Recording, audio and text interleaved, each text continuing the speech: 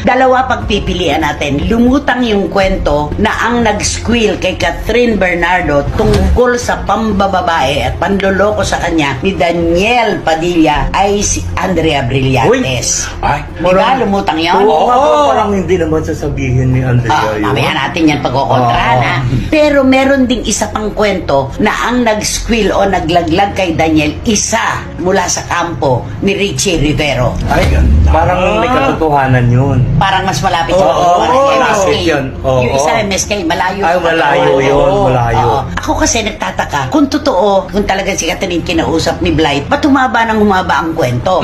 Samantalang yung isang girl na involved na hindi naman totoo, pinuri pa ni Catherine, di ba? Ay, nire-post niya pa. Oo. Sino ito? Si Jillian Vicencio. Jillian Vicencio, Oo. di ba? At saka, hindi ako naniniwala na gagawin yun ni Blythe. Ay, oo Di ba? naman. Alam mo laging, minsan